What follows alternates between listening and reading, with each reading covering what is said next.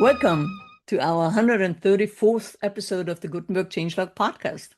In today's episode, we will talk about Gutenberg 23.7 and 23.8, and also, of course, WordPress 7.1, which was just released, and also what's in the pipeline. Not very detailed, but we'll see. I'm your host, Birgit Pauli-Haack, curator at the Gutenberg Times and a full-time core contributor for the WordPress open source project sponsored by Automatic. It's again a special treat for me to have Jessica Lyschik to join me on the show again. Jessica is a senior developer at Grade, which is a German WordPress company that builds Grade Suite, an all-in-one toolkit for building and managing professional WordPress sites. Welcome to the show, Jessica. How are you today? Thank you. I'm very good today, and thanks for having me yet again. I don't know how often have I been here now? It's I like the think it's either the third, sixth. fourth? Well, I think we're coming up to 6 or 7. So, Is there like an ongoing list of people how often they have been on the show? of course, of course, there is a list. Probably I'm very at the top, it feels like. Absolutely, yeah. You're a top producer here. Nice. Yeah, so Jessica, you're not only working on Grade, you also work co-organizer on the WordPress Germany, and you also are a co-organizer for the German-speaking Dach online WordPress meetup. Dach, for those who don't know it, is Deutsch, Austrian, also Österreich and Schweiz, Länderkennung. Yes. And the meetup comes together every other month, right? Yes. The third Wednesday in a month in odd months. Yeah. Correct, So, yes. yeah. So what are you doing there? What's coming up next? So our next meetup is, well, it is all in German. So for those listeners who are not speaking German, it's unfortunately not for you. But you can try and come over and practice and listen. But we mainly hold the meetup in German, so for the German, Austrian, and Swiss communities. And yeah, the next meetup is in September, and it is yes, on the 16th. And we're talking about WordPress 7.0 and 7.1 as the latest releases. We will have Benjamin Cekavica with us, who was also the, I think, release coordinator for 7.1, if I'm not mistaken. So he will share a bit more because he has been fairly involved into the past two releases, and he will share a few insights, and everyone can share their experiences. We can answer each other's questions, and yeah, that's what we are going to do. So we aim for more of a professional audience with the online meetup. You mean developers and agency? Yeah, or also anyone who's working professionally with WordPress, and we are not focusing too much on like beginners, but this is our area where we have our target audience, basically. Yeah, makes sense. Awesome. Well, thanks for letting us know about that. We're coming to some announcements. I only got one that I wanted to share with you, dear listeners. Jeff Paul opened the call for volunteers for WordPress 7.2 release squad, and the release is scheduled for December 9th. So that's kind of the time frame that you're looking at. December 9th means there's 4 weeks beforehand is release candidate, and 6 weeks and 7 weeks is beta before that. So by October, you're probably gonna be part of the ongoing work to get this release over the finish line 2 months later. Yeah, so experience being on the release squad. You had experience with that, and I had too. I don't think that's a job for someone who hasn't been part of core for a while, because it's a very fast-moving process, and you need to know a lot about how WordPress is actually managed, developed, and released. So there are quite a few release squads from previous releases that could come up and volunteer again. Yeah, so speaking of first-time contributors to core, there's a new WordPress contributor toolkit that has been tested quite a bit, and it's out in the first version. The first contribution does not start again with installing Git, Node.js, and Docker and kind of take the whole contributor day, morning or in the afternoon, when you start doing that. So this is a desktop. I remember this. Yeah. And not everybody has their computer set up so it all goes smoothly. Yeah. So I have always had trouble with all the installations because my computer is not on the latest stuff. Yeah. So this desktop app handles it all. And after you run the setup wizard, contributors can link to a track ticket and apply or test existing patches on a running site. It's also based on Playground, and then open a pull request or attach a patch or hand the work to a mentor, or there's quite a few features in there. And Juan Margarito is the project manager, so to speak, but he had input from quite a few core contributors. And I have not heard yet how it all went on WordCamp US, but I think the next version for WordCamp Asia is already in the works. So test it out. And if you see something that needs to be fixing or that doesn't work, find your way into the GitHub repo so you can leave an issue or have some discussion there.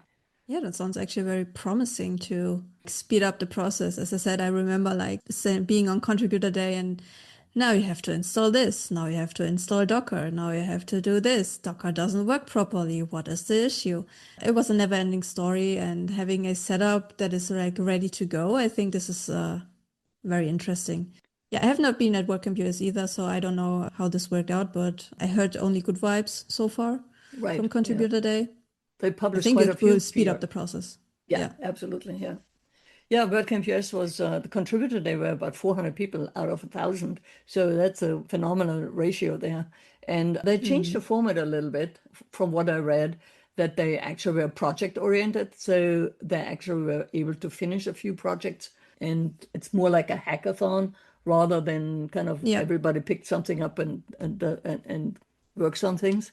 And that's what I heard from a lot of people that were at the contributor day. Yeah, and on August 19th, WordPress 7.1 was released, called Mary Lou, after the jazz musician Mary Lou Williams, who has over 100 records, so she was very prolific in producing her music.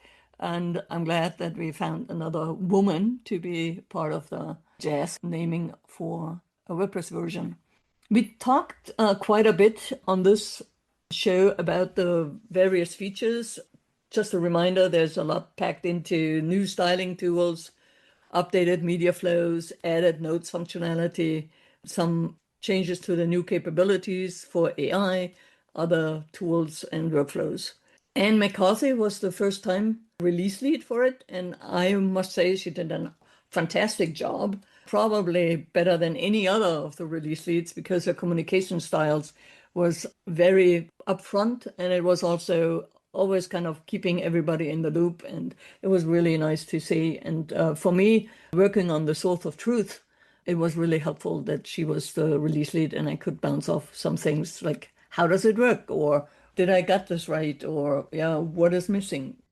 What are your most favorite features from 7.1? Or what is it that tripped you up as a developer? Kind of, we can have both ways talking about things. Yeah, we can do. There's some things that have happened. So what I'm really happy about is the pseudo states. So hover, focus, active on buttons. For when I saw that, I went in there and during the release candidate phase and was like, I read something about navigation in the Source of Truth. What is going on? So I figured out that navigation links do have, on the individual navigation links, you can toggle it on. But then I thought, like, hey, for navigation, it would just make so much more sense if you would do that in the global styles. But it was not there. So there was nothing in the global styles to change these states. And I was like a bit confused about that. But glad we figured it out in the outreach channel. I think I posted it on Slack. And it was actually not done yet because there's one more addition coming to it, which is the active state. So it's not the pseudo state active, but when you have in WordPress, when you click on a navigation item, then this specific navigation item on the page you're on gets the class current menu item as of now. I don't think this is going to change in the future, but then what's being worked on is that this color can also be changed, or this settings for when this state is actually happening. Yeah. And now for the navigation items, you would have done 3 states. So you have the responsive styles, you would have the pseudo styles, and you would have this active style. And because these are kind of intertwined, this was the reason why it has not been coming into 7.1 yet, but it's being worked on for 7.2. So Maggie is on it.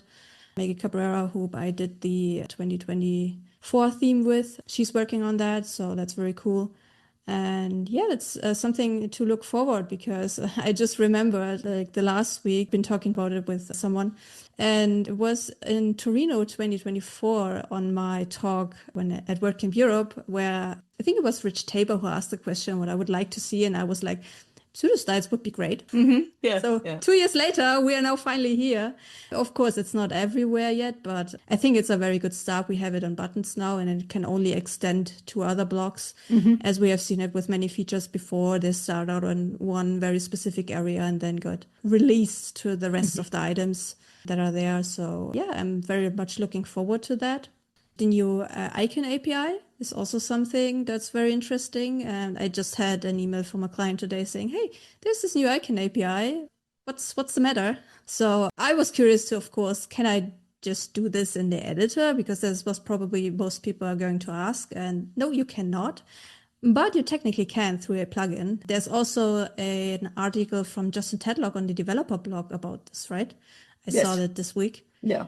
I have not tested it out yet. I had not had the time with this, but it's definitely looks promising we're getting there to like all these little changes that are kind of not just nice to have, but kind of sort of life improvements to how you would otherwise work that. I mean, there's the icon block, of course, from Nick Diego, who is like the base for all what is in core now, but you still can do a lot more in terms of customization with it. But yeah, we're getting there. So yeah, we're looking forward to that. Yeah. So when you say it's not there yet for the navigation link, it's also not there. Well, you can do it in the theme JSON. So it's just the UI or the interface wasn't finished, but the feature is there for theme builders that use the theme JSON to style their stuff. They don't have to rely on the global styles interface too. Yeah, but that's always the first route you go. So you go first into editor. Can I see it? Is it there? And there's like, disappointment. Yeah, but that's what I forgot to mention. You can use it through theme JSON, but then it's like a bit of it's like you need to have your own theme JSON. You just cannot go into any default theme or any existing theme that is from another author and then change it there, because with the next theme update, your changes will be gone. So this is something you have to watch out for.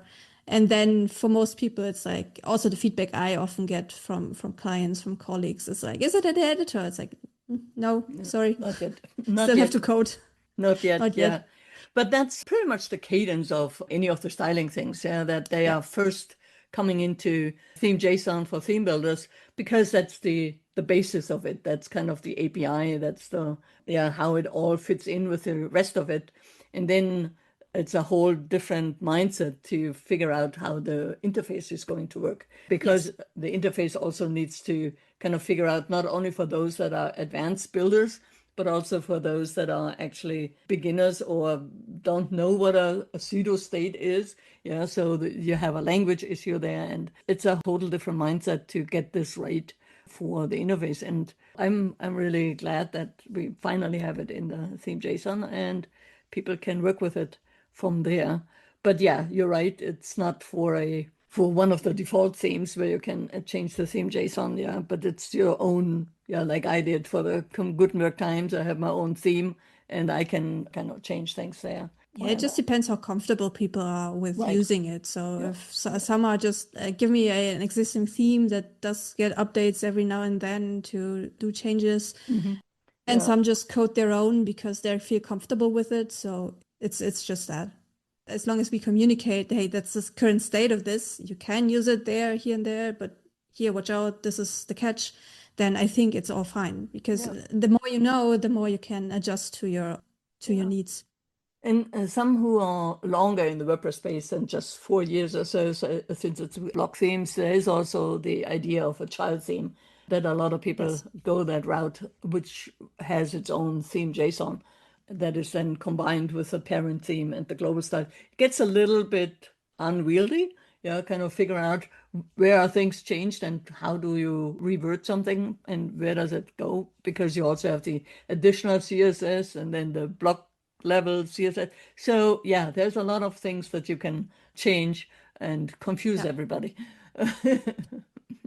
Or even yourself. So it Oh, does yeah, happen yeah, that you change something somewhere, then forget about it and come back like 6 months later and be like, why does this not change when I change the setting here? Now I right. can change the setting, but nothing happens. Yeah, And I've been there, don't worry. It happens to the best. So yeah, um, it's a tough one, but yeah, you just have to find your way in how you approach things. And again, everyone's different. Everyone has different knowledge, different base on it. Child themes, definitely, you can use them. Some people say child themes are dead. well, It yeah, depends. it depends, yeah. I mean, the most cases are slowly like, for example, if you wanted to use fonts, special fonts, then a child theme was always the best option to just have the files there, implement them, and queue them correctly, and so on. Well, now we have the font library. So, with a little exception, if you cannot upload certain fonts or do not want to use Google fonts, for example, like there's Adobe and like Adobe fonts and another Yeah, font places where you can get fonts from, you still need to implement them in a sort of hacky way. It does work. It's not perfect, but it's one of those things where a child theme would or is still useful in my opinion. yeah, And yeah, there's just so much variety around it. So yeah. everyone Yeah, will find its way or their way to I make it made the happen. decision to not go with style theme, although the Gutenberg Times theme is based on 2025. Okay, I don't want to kind of have this whole mental load, like figuring out where my patterns live or what are the theme JSON settings that I need to override. And so I said, okay, I make a copy and delete everything else that I don't need, and then take it from there. It's so robust that I don't think I'm running into any problems that I didn't make myself. Yeah, what else? 7.1. I wanted to interject that with, so 7.2 is, of course, coming. We talked about it December 9th. There is not a roadmap out yet, but what's already in the works is what you mentioned, is that we get ourselves confused when we don't know where things are in styling. There's actually an effort to have in the inheritage of styles be marked in the interface. There is a discussion on how to make that, and the designers are still kind of figuring it out. But you get an indicator in the either the global styles or in the block settings on the in the sidebar if that's a changed style. So it's not the global style, but it's a kind of an individual style. So you can at least manage that, yeah, or at least recognize it. How far it goes, we don't know, but the discussions are there.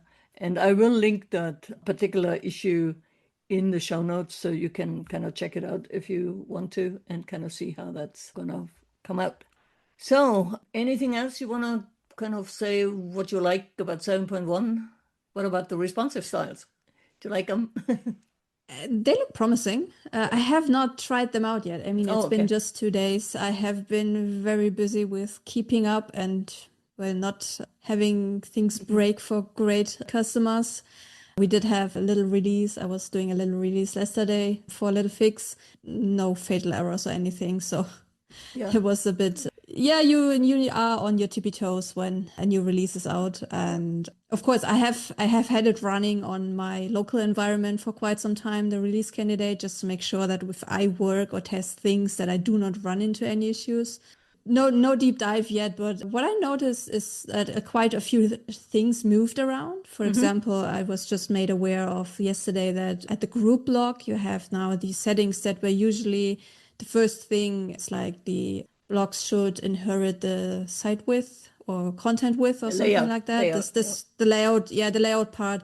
It has now been moved from the settings to the styles. Mm-hmm. And I think this was because of the responsiveness, because then Right. you have everything together in one go and do not have to switch the tabs back and forth for Mm-hmm. this. Yeah.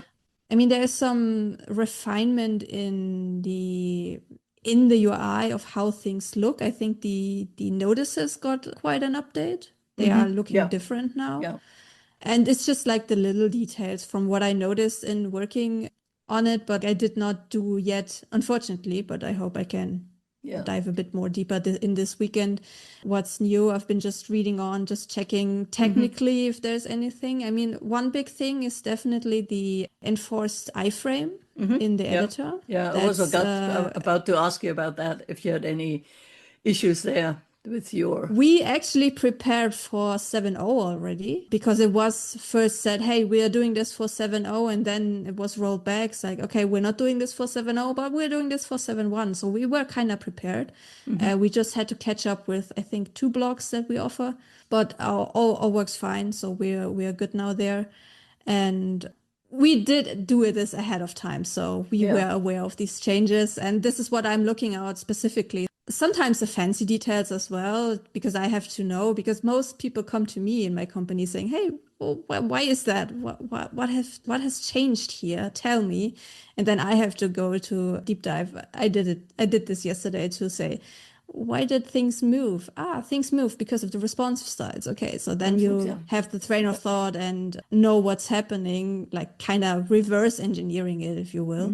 But yeah, I will have a deeper dive into 7.1 and testing out a few things because I'm curious myself. I mean, of course, we still work in and with WordPress, so we need to be aware of what's happening. All right.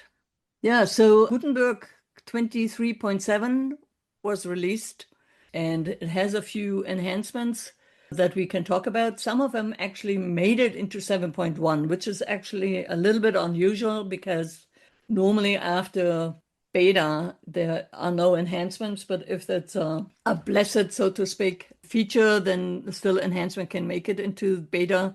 And even if a release candidate, if it's important and it needs to be fixed. So there were not a whole lot of things that I would point out, but the first one was the responsive editing enabled setting.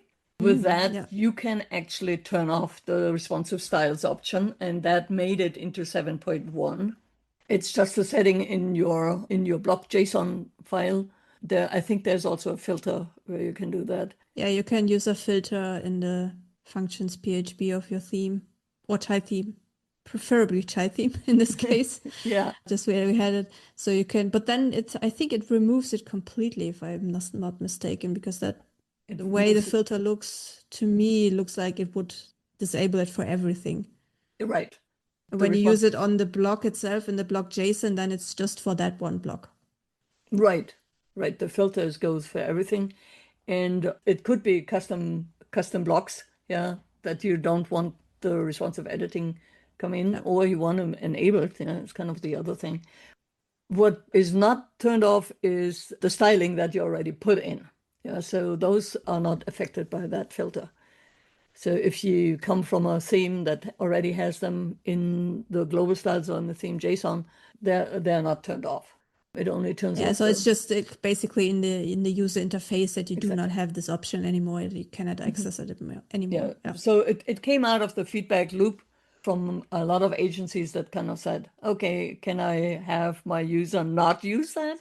So, which is pretty common for WordPress. If you have a new feature that you also need to implement a turn off thing for a lot of people.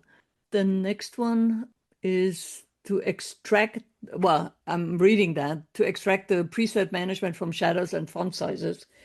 To implement those presets for shadows, so you have your own shadow configuration or your own font size configuration in the global styles or in the theme JSON, those are actually handled pretty similar. And the developers said, okay, we don't want to have too many same looking files in our code base, so let's unify things and make it available so we can actually add additional presets with the same management kind of system. It's a code base and it's on Gutenberg behind the scenes, but I think it will actually change a little bit how you code that for your custom blocks if you want to also have preset management enabled with that. So I wanted to point that out. I don't know if that makes any sense to you. I have to deeper dive into it because it was not on my radar, to be honest, but it sounds fairly interesting. Yeah. Do you want to take the next one? Reflect inherited global styles values and block is inspector controls. This was what you was just talking about, right? Right. So it is already in 23.7. Yeah, I think when you scroll down further, I think this is with the kind of, how do you say, flipped flipped squares or diamond sort of shape. I wonder if this is maybe it's not too visible. It's like very hidden and kind of very much blends in. I would be curious to see how that actually looks like. So, okay, I do not have only 7.1 task for me for this weekend, but also Gutenberg tasks. But coming from what you just described before, that you don't know where things are coming from, if things have changed locally, I think this is a very interesting user interface change that I assume will be kind of helpful for people to figure out, okay, apparently this is not the global style. Something has changed here. The question is then where? Yeah. It will be interesting to see how good this particular style or sort of indication will be kind of recognized, because I find it blends in too much in my opinion. Yeah. I think there needs maybe a pop of color, because we have this purple color as well for certain things in the editor. And I think because if it's just black and white, it blends in too much, because you have there's screenshots from the typography panel when you choose the font size, when it's you have only 5 options: SM, L, XL, and XXL. And then it's just a little dot or an outlined dot, sort of, because it's fairly small, and it kind of blends in with the toggle next to it, where you can toggle the preset selection. Yeah, the sizes. So yeah, I'm you're curious right. to see what other people will think about this. Yeah, it will come with a tooltip, definitely, for that. And it also will open a modal, or will open the same modal that you have, where you can reset a setting. So if somebody says, okay, we changed the theme update and you didn't see, that's the case where it really makes sense is, and you don't see the new styles or new things, is because you have an override in the database, and you can reset that to theme style, and then you get the new stuff in there. So that's kind of that use case that I can think of. And I think it makes fairly sense. And once you know what that little diamond or whatever does, but you're right, it's not in your face and it's not very I mean, it well shouldn't be explained. like in your face, like Yeah. kind of be like a giant billboard. You have made a change here, but it should be like a bit more coming out a bit more, because right now I think it blends in too much. And I would probably wondering if this is maybe a bug, or if is that neighboring icon maybe having some sort of display issue or something, because it's too not distinct enough, I think is the right term for it's it. very subtle, yeah. Yeah, I when I first looked at it, was it a scratch on my screen or something like that? Like a Yeah, exactly. So I was like, yeah. looks a bit small. So I have to check it out on Yeah. like on an actual installation and see what happens. If I notice it, or if I just wonder where I did the change and it did not happen for whatever reason. Yeah, the next item is, it's one of those quality of life things that you mentioned. It's that the cover and accordion blocks have now an exit on enter. So you hit enter once, you get to the next one, and then enter twice, and you're out of that whole container block. I only want to mention it because I found it missing on quite a few ones, except especially one of the cover and accordions. But it's also if you're a developer and you want to learn how to do this is also a PR where you can actually check out how that's going to work, because it's actually just a block support, that you need to put in there. It's an experimental API, but it has been around for, I think, about 2 years now. And as long as Core is using it, it's probably going to stay there. So it could be also a good way for the block developers to kind of learn that little quality of life feature that you give the user an out on the block without having to do after and before kind of thing. Yeah, that I have to refer to once in a while. Yeah, but I didn't know about it. I learned something today. So Yay. mission accomplished. Yes. Yeah, but it's actually, yeah, I can totally get it for the cover block, because like what I want to be honest here. I am very much, I click away. I click somewhere outside, because it does not work in air quotes that you can exit a block and go up the next level outside of the block. So yeah, that's good to know.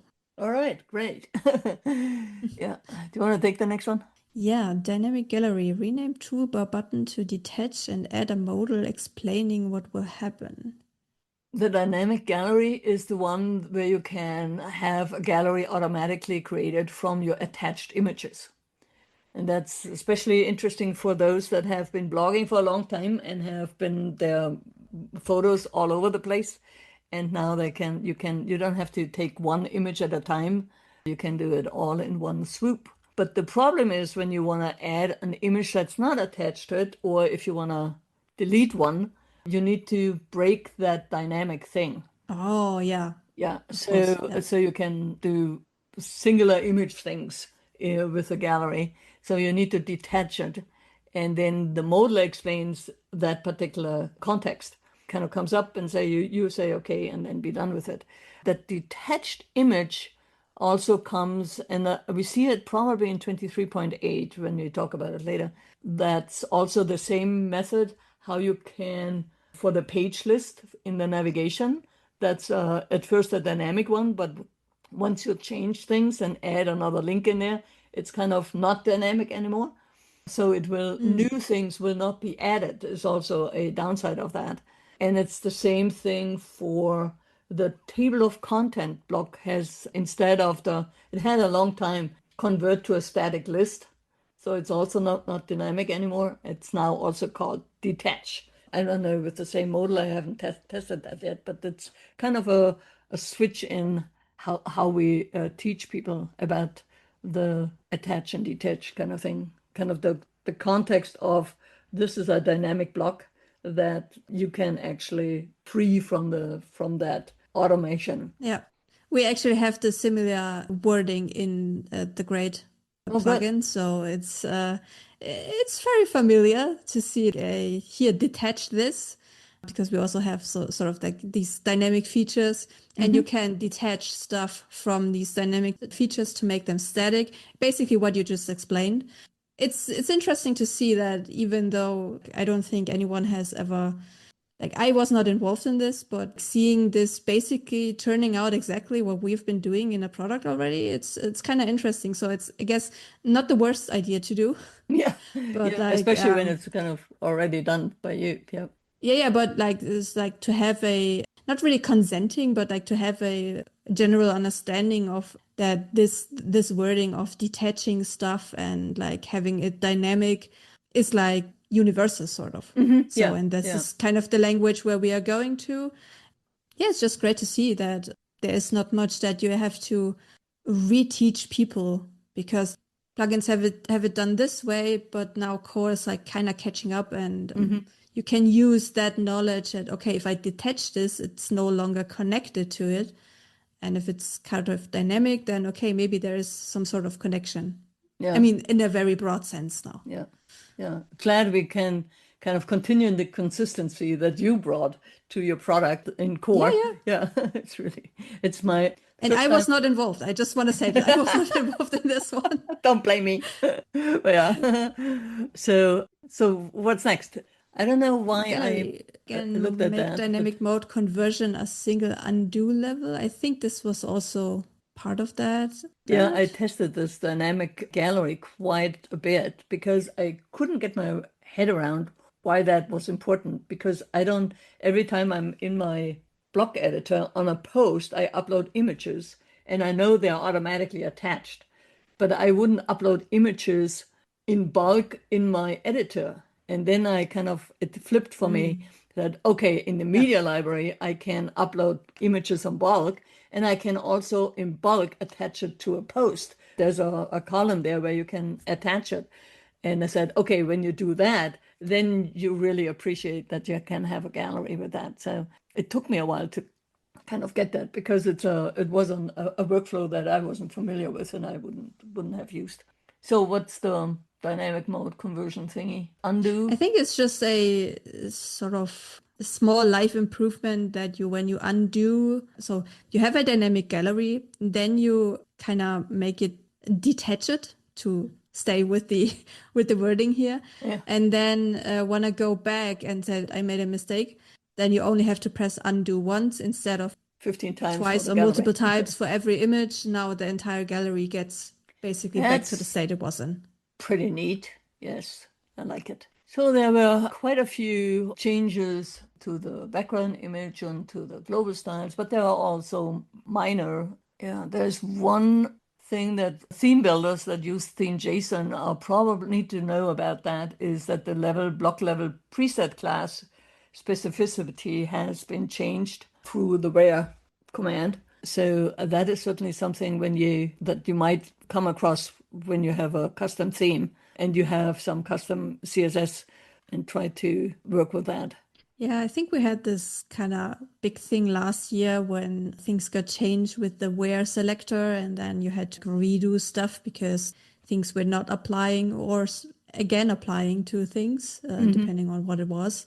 So yeah, that's something we have to look out for to see, because every time core is like changing something like this, you just need to double check that your stuff still works, because I think, I wouldn't say a lot, but I know it from the Great WP theme. We do use quite some extra styles to make the theme happen and have the blocks styled the way we imagine it in our theme.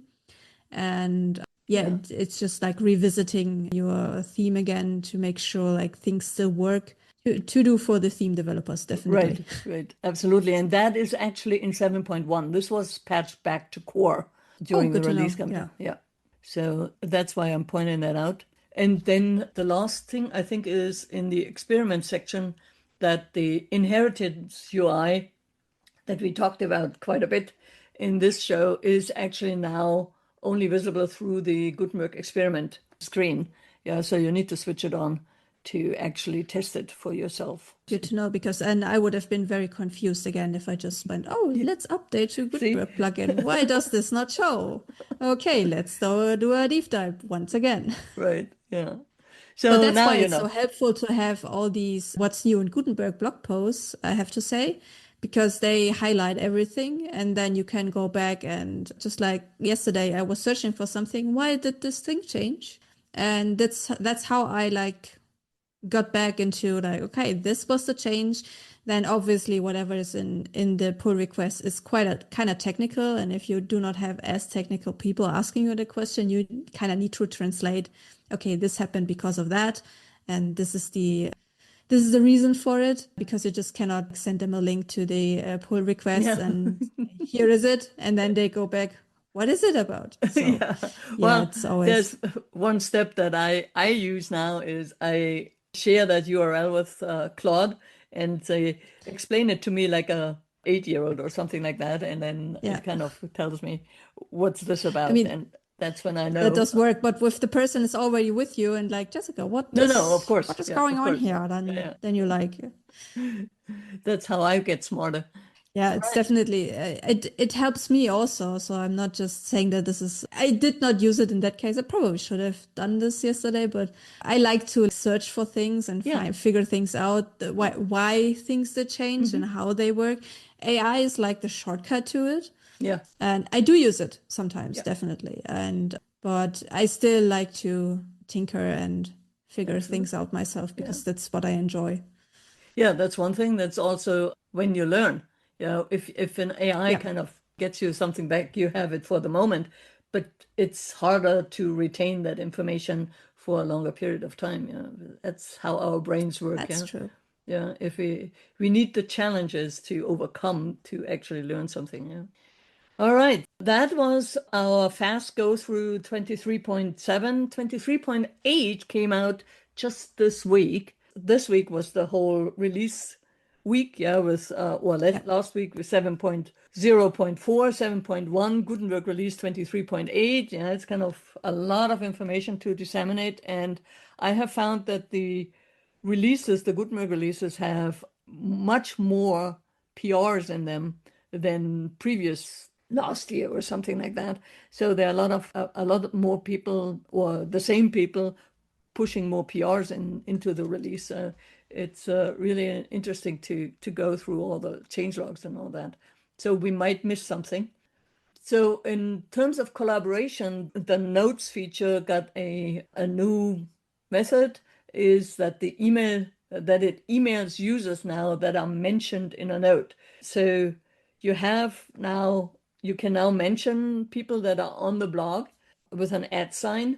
And then once you save the note, it emails those users that they were mentioned and that there was a note for them to do or to look at, which is quite nice because not everybody goes to every site every time. So or this specific blog post, because if you are not working on that because you don't know that your attention is needed there, then this is definitely a way that you can actually get to know that people are waiting for a reply for you. Yeah. Of you. Yeah, I'm still looking for that place where I can see all my comments on posts in one swoosh and not have going into the post. I don't know if it's coming, but it's definitely plugin territory. So if you want to have a good plugin, that's definitely a feature request for me. Let me know if you start it out. Do you want to do the next one? Visual revisions at shareable URLs. Ooh, this is interesting.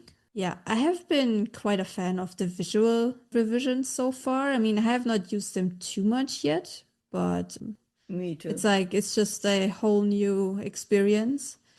And now you can actually get a shareable URL of that. So you can basically say, hey, here's the URL to that specific change set. Here's what I'm having trouble with, dealing with, whatever it is. This is actually kind of cool. That's the one thing. And what I also can see is that you say, okay, this was the version before and this is it now. Yeah. So people say, what changed? Or wasn't it better before, kind of thing? Yeah. And then you can actually see it side by side. Or you say, okay, I have two versions of it. This is one version, this is the other one version. Which do you like? Yeah, kind of. So you don't have to do the staging site just for little changes. You can actually put it on site, but you always have a main version there, so a live version. So yeah, be careful with that. Yeah, But that's why you have revisions. So whenever you right. do something wrong, you can go back if you have revisions. So it's that custom post types sometimes do not have revisions. Yeah. And you have to turn that on when you register the post type. I think most plugins let you do that. And if you do not do it, you have no revisions. Yeah. And it's a bad thing. Yeah. I also learned that some of the shared hosting providers actually turn revisions off or just limit them to 3 revisions or 10 revisions. And then, I would be doomed because some of my posts have 100 revisions for, especially the source of truth. Yeah. So, yeah, you need to be aware of that sometimes. So there are different ways. Not different ways. The way to limit the post revisions is through a constant in the WP config file.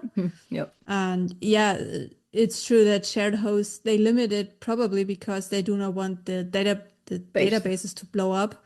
Because every time a new revision is added, it is basically like a post in a database. You just do not see it, but it's connected to the post. I think the post type should be revision or something. It's not post, so that's why it's filterable. And so if you have 100 revisions, you have like this blog post 100 times essentially in your database.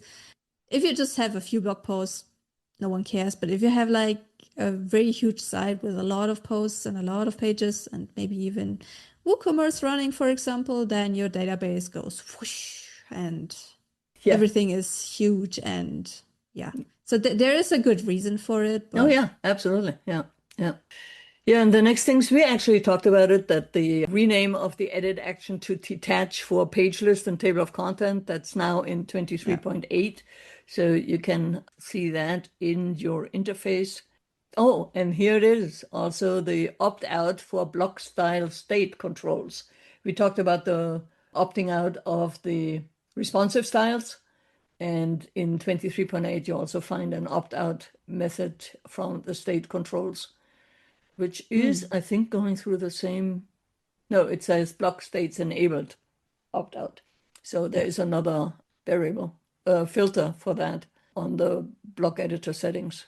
Yeah, it basically follows the other one for the responsive styles. Yeah. Yeah. So it's responsive styles, editing enabled is the variable, and the other one is block states enabled, and setting that to false.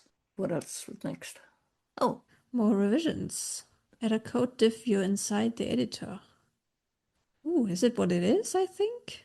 Yeah, it is. It is actually what I think it is. So it's kind of bringing back the old view that we had for revisions, where it was just like this, like you know it from, if you're a developer, you know how divs look like.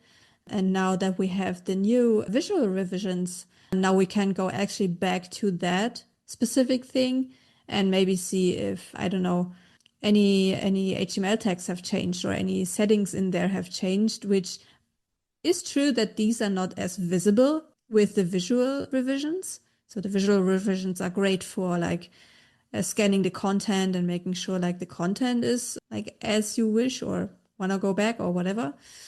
But yeah, I think this is actually a very good change to bring this kind of view back. Because if you need to go like a bit more technical and see, okay, have block settings changed, for example, it's not easy to see on the visual.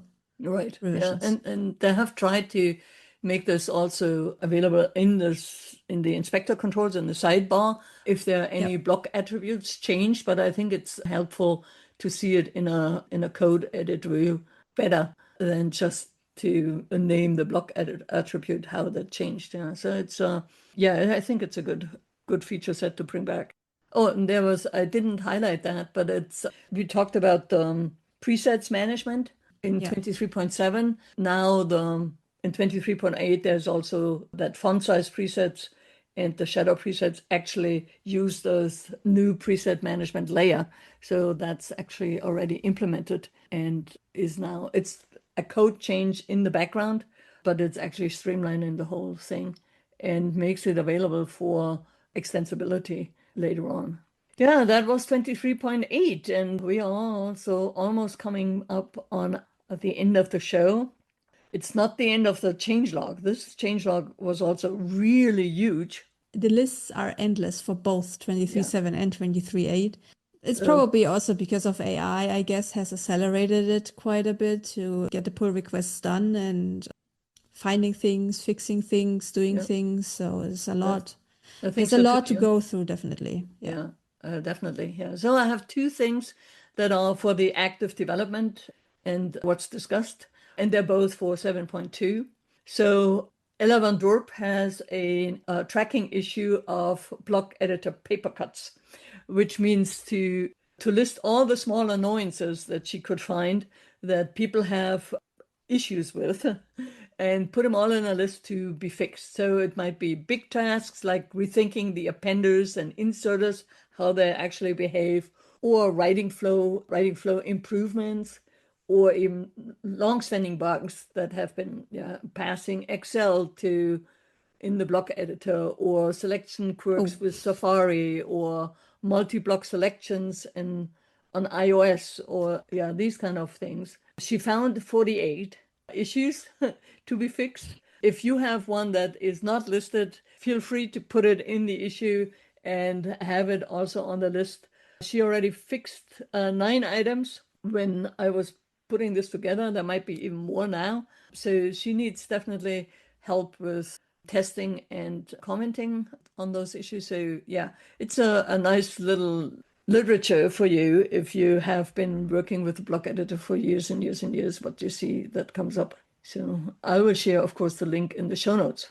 And then, so Anne McCarthy for 7.1 had actually said, the release lead, that it would be great to have, because it's hard to follow which feature comes in and what are the plans and all that. And she needs it for roadmap, and other people like Jessica and we need to kind of see what's going up, ongoing issues or features that are in the works, so we can test them and we can kind of figure out things.